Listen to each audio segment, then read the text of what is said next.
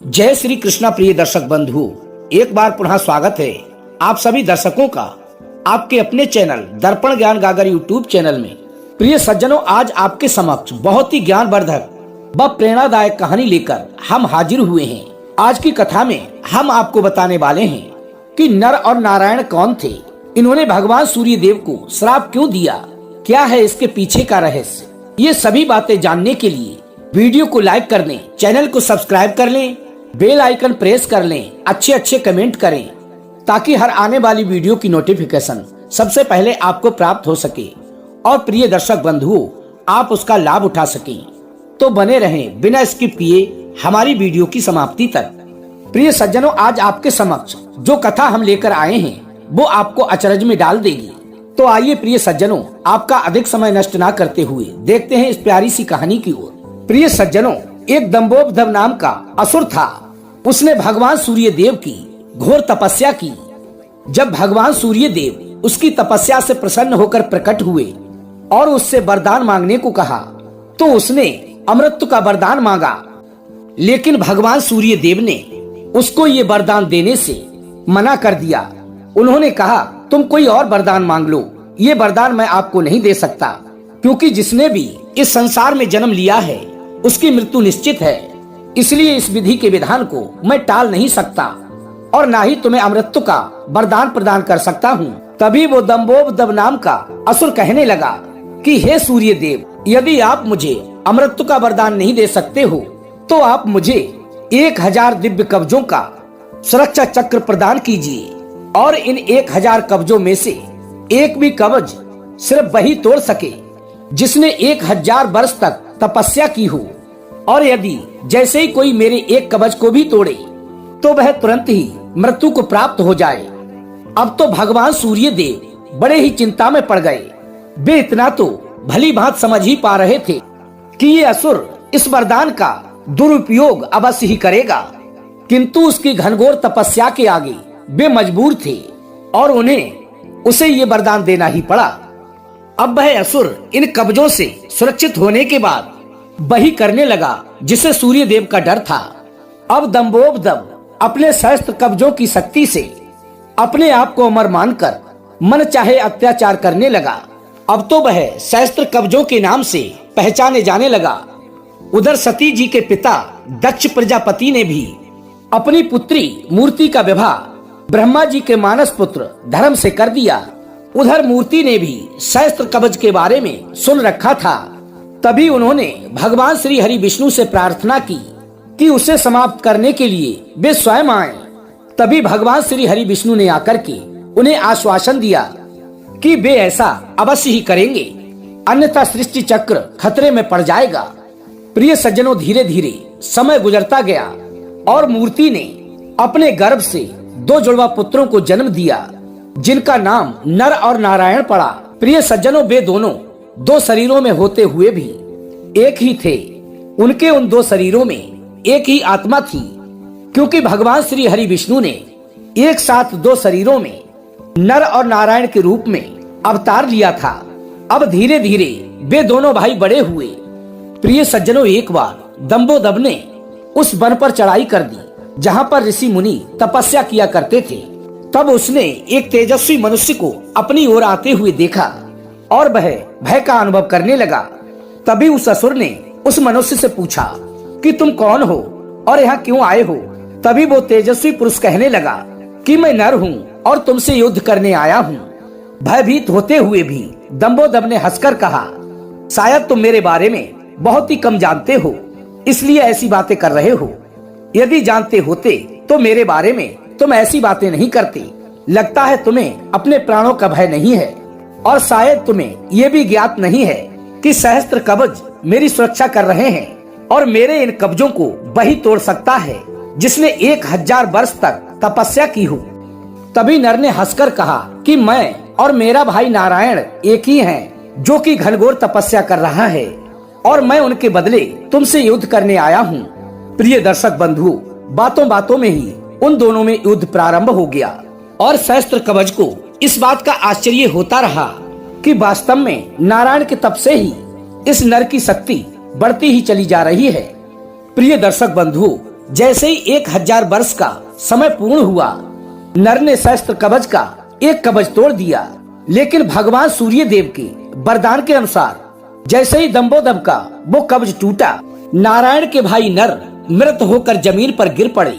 तभी सहस्त्र कवच ने अपने मन में विचार किया, यदि मेरा एक कवच टूट गया तो क्या हुआ, किंतु ये नर तो मृत्यु को प्राप्त हो गया। लेकिन तभी उसने देखा कि नर के समान स्वरूप वाला एक पुरुष उसकी ओर दौड़ा चला आ रहा है, और वो इस बात को देखकर आश्चर्यचकित हो गया। अभी अभी तो उसके समक्ष नर की मृत्यु हुई थी, और अभी ये मेरी ओर दौड़ा कैसे आ सकता है। तभी उसने देखा कि नर तो मृत अवस्था में पृथ्वी पर पड़े हुए हैं। तभी वह अपने मन में विचार करने लगा कि ये तो बिल्कुल नर की शकल का उसका भाई नारायण लग रहा है। ये तो हूबहू नर की तरह सकल सूरत के उनके भाई नारायण थे, जो कि बिल्कुल नर की तरह ही प्रतीत हो रहे थे। ये दंबोदब असुर की ओर नहीं दौड़ रहे थे, ये तो अपने भाई नर की ओर दौड़े चले आ रहे थे। ये सब देखकर अट्ठास करके हंसते हुए उस असुर ने नारायण से कहा, अब तुम इस प्रकार से क्यों दौड़े आए हो? युद्ध से पहले तुम्हें अपने भाई को समझाना चाहिए था। यदि तुम पहले उसको समझाते तो वो आज आपके समक्ष मृत अवस्था में नहीं पड़ा होता, बल्कि जीवित होता। इसने तो अपने प्राण व्यर्थ में ही गंवा दिए। तभी भगवान नारायण शांति पूर्वक मुस्कुराए और अपने भाई नर के पास बैठकर एक मंत्र पढ़ा। उनके मंत्र पढ़ते ही नर अचानक से उठकर खड़े हो गए, अर्थात वो जीवित हो गए। तब दंबोदब की समझ में आया कि 1000 वर्ष तक भगवान शिव शंकर की तपस्या करने के कारण ही नारायण को महामृत्युंजय मंत्र की सिद्धि प्राप्त हुई है, जिससे वे अपने भाई नर को पुनर्जीवित कर पाए हैं। अब इस बार नारायण ने दंबोदब को युद्ध के लिए ललकारा और नर तपस्या में लीन हो गए। नर की 1000 वर्ष की तपस्या पूर्ण होने के बाद दंबोदब का फिर से एक कवच टूटा और भगवान नारायण की मृत्यु हो गई। इसके पश्चात नर ने आकर नारायण को पुनर्जीवित कर दिया और ये चक्र कई वर्षों तक ऐसे ही चलता रहा। इस प्रकार प्रिय दर्शक बंधुओं 999 बार युद्ध हुआ। अब नर और नारायण का ये नियम था, एक भाई युद्ध करता तो एक तपस्या। अब हर बार ये क्रम चलता रहा। एक की मृत्यु के बाद दूसरा उसे जीवित कर देता था। जब उस दंबोदब असुर के 999 कवच टूट गए तो वो असुर इस बात को भली भांति समझ गया कि अब मेरी मृत्यु होने से कोई भी बचा नहीं सकता। तभी वो युद्ध क्षेत्र छोड़कर सूर्य लोक की ओर भाग गया और वहां पहुंचकर सूर्य देव की शरणागत हो गया, और उसके पीछे पीछे नर और नारायण भी उसका पीछा करते हुए सूर्य लोक तक पहुंच गए और सूर्य देव के पास पहुंचकर उसे स्वयं को सौंपने को कहा। किंतु भगवान सूर्य देव अपने उस भक्त के लिए नर व नारायण को सौंपने को बिल्कुल भी तैयार नहीं हुए। तभी भगवान नारायण ने अपने कमंडल से जल लेकर भगवान सूर्य देव को श्राप दे दिया कि आप एक असुर के लिए उसके कर्म फल से बचाने का प्रयास कर रहे हैं, जिसके लिए आप भी इसके पापों के भागीदार बनेंगे और आप भी पृथ्वी लोक पर इसके साथ जन्म लेंगे इसका कर्म फल भोगने के लिए। इसके बाद प्रिय दर्शक बंधु त्रेता युग समाप्त हुआ और द्वापर का प्रारंभ हुआ। इसके कुछ समय पश्चात दुर्वासा ऋषि द्वारा दिए गए मंत्र की जांच करने के लिए कुंती भोज की पुत्री कुंती ने उस मंत्र द्वारा भगवान सूर्य देव का आह्वान किया। इसके बाद उनके गर्भ से महारथी कर्ण का जन्म हुआ। लेकिन ये बात बहुत से लोगों को आमतौर पर पता नहीं है कि कर्ण सिर्फ सूर्य पुत्र ही नहीं था, बल्कि उसके भीतर भगवान सूर्य देव व दंबोदब का अंश था। जैसे नर और नारायण में 2 शरीरों में एक ही आत्मा निवास करती थी, उसी प्रकार कर्ण के शरीर में भी 2 आत्माओं का वास था, सूर्य और सहस्त्र कवच। और इसी द्वापर युग में नर व नारायण ने भगवान श्री कृष्ण व अर्जुन के रूप में जन्म लिया। कर्ण के भीतर जो भगवान सूर्य देव का अंश था वही उसे तेजस्वी वीर बनाता था, जबकि महारथी कर्ण के भीतर दंबोदब दैत्य का अंश होने के कारण उसके कर्म फल स्वरूप उसे अनेकानेक अन्याय और अपमान का भागीदार बनना पड़ता है, और उसे द्रौपदी का अपमान और अधर्मी दुर्योधन का साथ देता है। ऐसे ही अनेकों पाप कर्म करने को दंबोदब की आत्मा सदैव ही प्रेरित करती रहती थी। यदि अर्जुन कर्ण का कवच तोड़ते तो वे तुरंत ही मृत्यु को प्राप्त हो जाते। इसीलिए देवराज इंद्र कर्ण से उसका कवच और कुंडल पहले ही मांग कर ले गए थे। एक अन्य कथा के अनुसार नर और नारायण ने केदारनाथ में शिवलिंग और भद्र का आश्रम में भगवान विष्णु के विग्रह रूप की स्थापना की थी। केदारेश्वर ज्योतिर्लिंग की उत्पत्ति की कथा शिव पुराण में तब आती है जब नर और नारायण शिव की आराधना कर रहे होते हैं। भगवान शिव की प्रार्थना करते हुए वे दोनों कहते हैं कि हे भगवान भोलेनाथ, आप हमारी पूजा ग्रहण करें। इस प्रकार नर और नारायण के पूजा आग्रह करने पर भगवान शिव स्वयं उस पार्थिव लिंग में आते हैं। इस तरह पार्थिव लिंग के पूजन में वक्त गुजरता जाता है और अंततः एक दिन भगवान शिव खुश होते हैं और नर व नारायण के सामने प्रकट होकर उनसे कहते हैं कि वे उनकी आराधना से बहुत ही खुश हैं, इसलिए तुम दोनों वर मांग लो। तभी नर और नारायण कहते हैं कि हे प्रभु, यदि आप हम दोनों पर प्रसन्न हैं तो लोक कल्याण के लिए कुछ ऐसा कीजिए ताकि संसार का भला हो सके।